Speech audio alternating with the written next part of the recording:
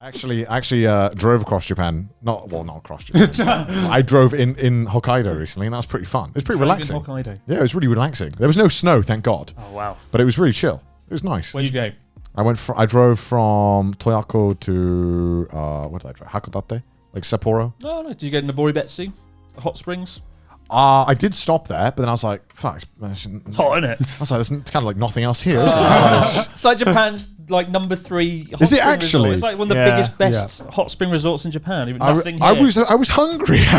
Where's McDonald's? Where's the Burger King then? Eh? The Hokkaido. Yeah, I mean, it was chill. It was fun. I'll go back again. You gotta go back now. There was the go-to travel thing, so I saved a fuck ton of money. That's insane. So Japan, inside of the Japan for domestic travelers, they're actually giving you 35% off your trip. So the hotel, transportation, and then when you got to your hotel, they gave you vouchers as well. Yeah. To spend at like the nearby, like the town's like food. So I stayed in a place that was like $500 a night normally, and it was down to $300, and it included like an 8-course gourmet meal, and it was like a private onsen, and then on top of that, they're like, here's $200 to spend, which you can also spend to pay on like stuff in the hotel, which I was like, wow, that's epic. That is. Sounds very familiar because we got like $500 of vouchers or something one night on journey across Japan. And we spent it all in Family Mart. Oh yeah, that's all right. Yeah, you can spend it anywhere. Because we had like one day to spend it, and you can only spend it in the same prefecture. Yeah. Because like 4 of us had stayed in one hotel room. We got 30%. What did you buy? Just like a fuck ton of booze and snacks. Really. $500 worth. Beer and crisps. Well, there was 4 of us. So it was like $100 worth of.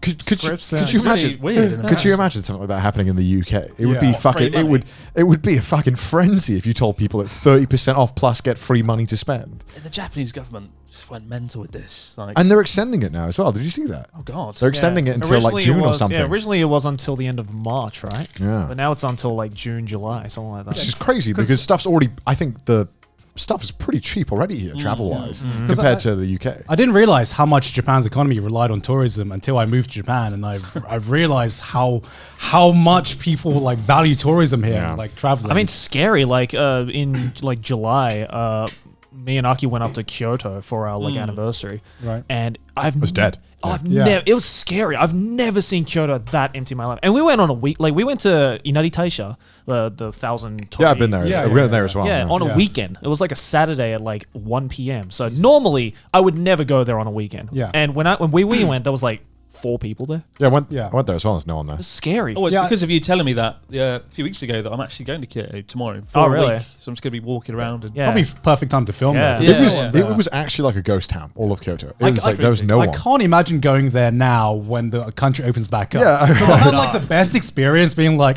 Kyoto's pretty chill, isn't it? Yeah. No tourists, no nothing. Yeah. That was literally my impression of it. Yeah, and now that I've seen pictures of what Kyoto is usually like, and it looks like literally my hell. Oh, it's ridiculous. Yeah, pretty much never want to go back. Inari Taisha is like you go on a weekend or like even a weekday, it's just shoulder to shoulder people. Yeah. Everywhere you go. Because like one thing that really turns me off going anywhere if it's like a big tourist. Yeah. I hate crowds, and I hate seeing the tourist selfie, like 5 people doing the same fucking poses and the same fucking selfies. Yeah. I'd rather just like chill out at my fucking hotel at that point. Yeah. Well, now's the perfect place perfect time to go to like Osaka, Kyoto, all those places. I just like being fucking lazy. I just like on a vacation. I don't want to go to a museum or anything like that. What do you want to do in Kyoto, Connor? Nothing. Absolutely fucking not. I'll do the obligatory. All right, fine. Let's go and see the shit, and then but the other days go and see the shit. Go and see the fucking. I want to watch a travel series with you in it. It would just be. I went to that like the 1,000. What is it? The 1,000 shrine, and I'm like, oh, it's cool. And I'm like, where are we eating though? What food? Me and Connor are exactly the same in that sense because like is it like when you go on a trip with someone and they bring out a schedule, I'm just like, oh god, no. Tell me the restaurants we're going to. What do they specialize in? And also, are we going to have at least 4 meals a day? If not, I'm going to have a problem because when I travel, I want 4 meals a day. Like I'm just gonna eat. Like I'm just an absolute. But you can do that, and also in between the meals, you can go. It's stressful. It's stressful. Like I want to go to a place, and I just want to have no pressure to go anywhere. Yes. If I want to go see something, I will go see something. But like if I feel like I'm pressured into going somewhere, that just automatically makes me not want to go somewhere. Yeah. Unless it's a nice restaurant. Also, it's like it's vacation, right? I don't want to fucking work. You know, I'd work walking places. Wow. Going to see the shrine. Would you ever consider being a tour guide for your viewers for the right price? Sure, Chris. I'll do anything for the right price. I don't mind. I mean, doing the... Oh, okay. We can't talk about that yet. Okay. All right. It was the Trash Taste special. That was a nice view that we had. I could appreciate that. But then also at the same time, it's like, this is fun for 10 seconds. But then what are we eating?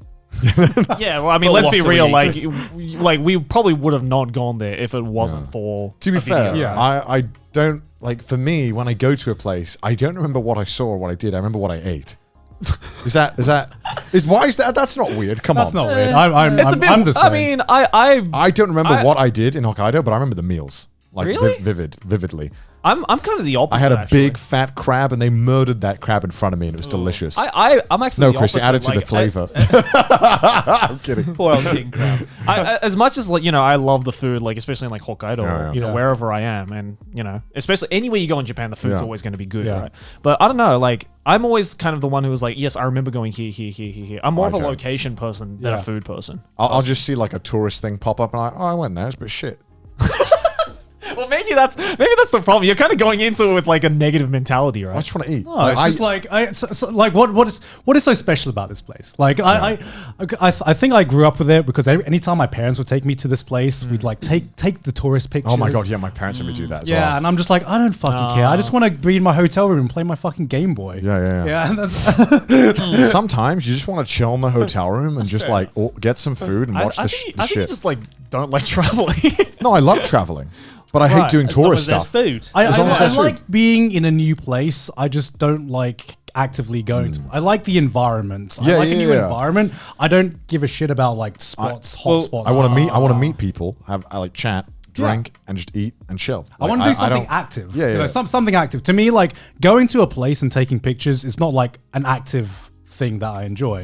If there's like an activity there or something I could do, then yeah, great. I'll fucking go to it. Well, it's weird for me because I don't go to the locations to take photos. If anything, I very rarely take photos at tourist locations because I feel that by taking a photo of something, it's like the only thing you're going to remember is what's in the photo.